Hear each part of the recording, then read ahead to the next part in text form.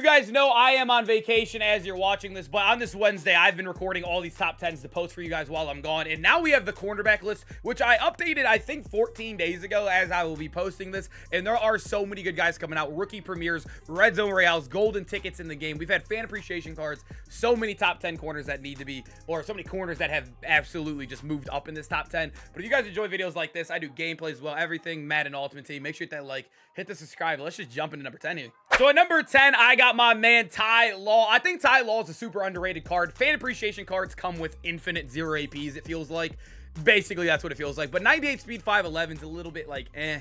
On offense, I guess that's not that bad of a build, but on defense, we would like a little bit more height unless you're getting broken X factors. But the thing is with these fan appreciation, although they get so many 0 APs, no X factors, which sucks. Like universal, bottleneck, you know, reinforcement, those are all amazing. He doesn't get any of those, but still getting deep zone, getting your lurk artist. You can get like bench press over here, mid zone KO, and then look at that. On top of that, you could throw on some, I don't know, short route. Say if you want to run hybrid scheme, you can run short route, medium route too. Look, you can literally run hybrid scheme on him in the slot.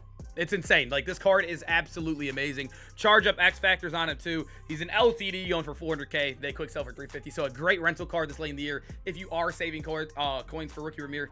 I think Ty Law's a dog, man. This might be a card I try in the slot here for a little bit. He looks actually really, really good. I didn't even think he would. I mean, that just shows you how good this top 10 is that he's down here at number 10, you know? Number 9, we got Night Train Lane. He is basically just a little bit better version, I guess you would say, of Ty Law. He's taller, has +1 speed on him. Amazing in the box, too. He always gets the best in the box stats from corners. 91 finesse move, 95 block shed, 99 pit power. He is disgusting down there. And then look at it again, boys.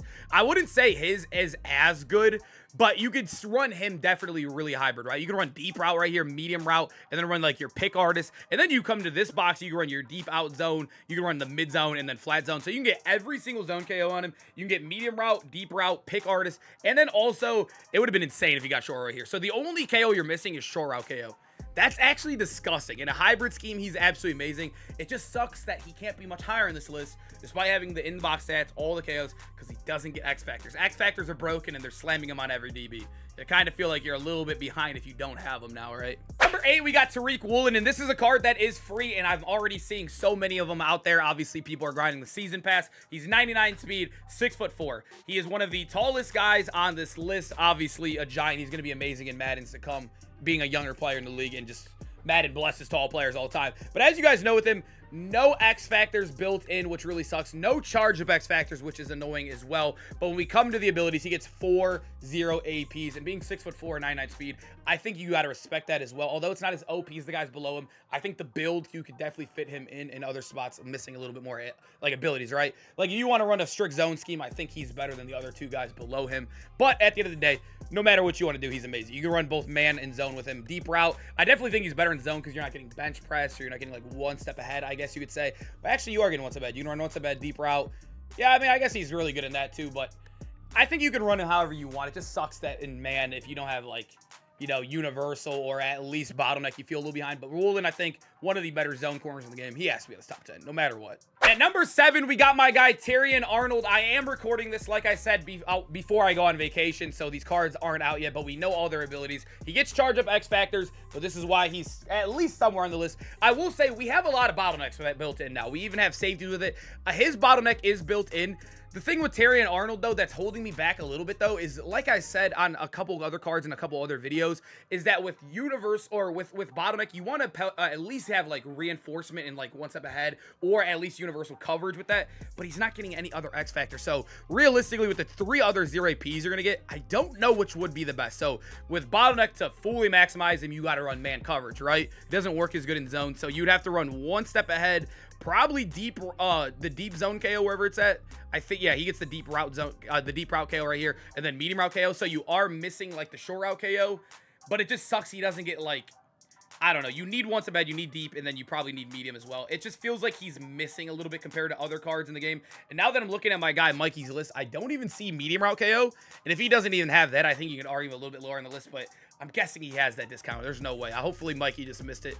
I'm not 100% sure on that. He's not, like I said, the vacation thing's throwing me off a little bit here. And at number 6, we have Asante Samuel, who I think also you're seeing one of the most popular cards in the game. Like I said, if you're running bottleneck, you probably have Asante Samuel even higher on this list. He is 5'10", 98 speed. You're probably smirking at that like, oh, that's disgusting. but he fits the meta absolutely perfectly, right? He gets reinforcement, bottleneck as a built-in ability. So those two alone is insane. The one thing, though, is that you do need to run one step ahead on him if you are rocking that meta, and probably, I would say, Tackle Supreme just because the X factors, but one step ahead, reinforcement is basically going to give you universal coverage, so you're going to knock out everything, you're going to stay hip to hip, and then you're going to press people in the dirt with bottleneck, and then on top of that, you got your Tackle Supreme, you got your bench press. Asante Samuel, I mean, he's a man corner, he's not really a zone corner at all because he doesn't have medium zone KO or mid zone KO to help that reinforcement.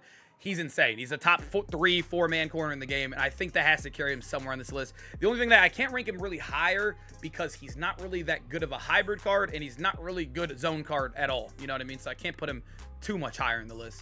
As we head into our top 5, we got our guy Darrell Revis, who is obviously a disgusting card in the game. Another one of those guys you're seeing out there almost every single game. He's a better version of Asante, right? You're also gaining an inch in height right there at 5'11", although you won't really see it. He also is another guy that has bottleneck built in for 0, but he also has universal. So you don't have to waste AP on one step ahead because universal is like reinforcement, but with the one step ahead as well, right? Which is awesome to see. But on top of that, you can throw on Pick Artist Secure. He's disgusting. All that for 1 AP is ridiculous. I think you could argue him higher on this list.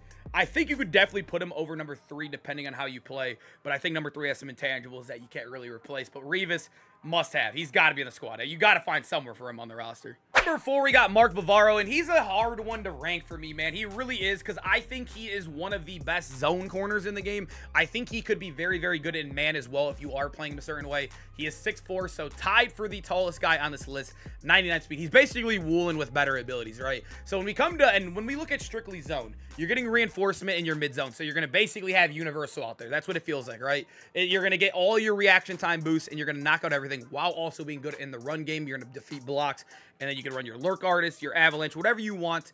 He is disgusting. The problem is if you want to run hybrid, reinforcement's really good, but you don't have like a one step ahead to help him along here. So I do think he is arguably the best zone corner in the game, but it's kind of like Asante here in a way. Like, he's not very valuable in man at all. You know what I mean? And I think man is very electric right now, very, very annoying to play against. Hybrid players are very annoying to play against as well, but Mark Bavaro, sadly, I don't know if he fits that. But if you wanted to make it more hybrid, you could do what I kind of do. I actually use bottleneck X Factor right here, and I also end up using, because I have extra AP, I use persistence, so it's on longer.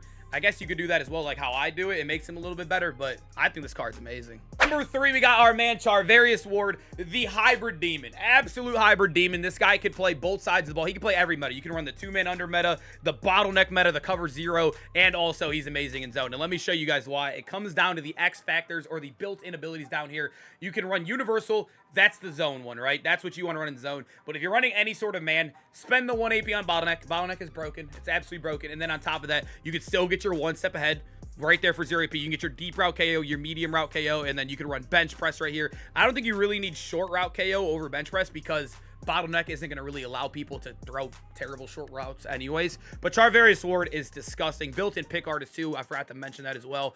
I think you could argue him a little bit higher, maybe. But no matter what, you need 3 corners on the field, and he's in the top 3. So, yeah, Charvarius Ward is a demon, man. At number 2, we got Kyrie Jackson. There's actually a guy I have above Kyrie. I didn't think I would move Kyrie down to 2 this fast.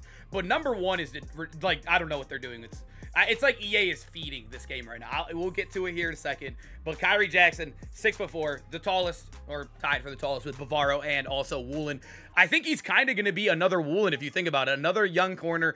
Woolen got a great card in Madden before he was ever good in real life too. So Kyrie Jackson, I know he's watched a couple of videos. He commented on the last top 10 corner video as well. Hey, hopefully he's a dog in the NFL because I would love to see more cards. I'm rooting for him. There he is, 99 speed. But if we come down to the abilities, he has 3 0 APs. Universal, Reinforcement, and Avalanche.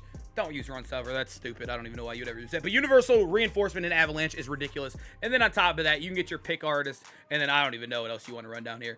There's only one negative about this card.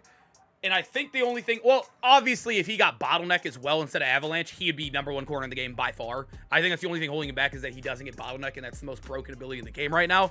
But I will say, not having a tackling ability is a little annoying as well. And he doesn't have good enough tackle as well to overpay for it, so kind of an L. Number 1, DRC, I have to have him here. I think DRC is arguably the best card on defense right now, and there's a reason why.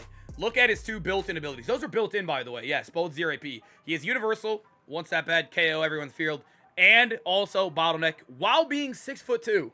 And I will say, I feel like DRC is always one of those cards in Madden that just plays better than everybody else. He feels like what Dion should feel like in a Madden Ultimate Team game. This card is ridiculous. I don't know why I'm still zoomed in on that. But on top of that, he gets 3 0 APs as well. I don't know what you would use. Pick artist for sure. I mean, maybe film study. He already has basically everything he needs.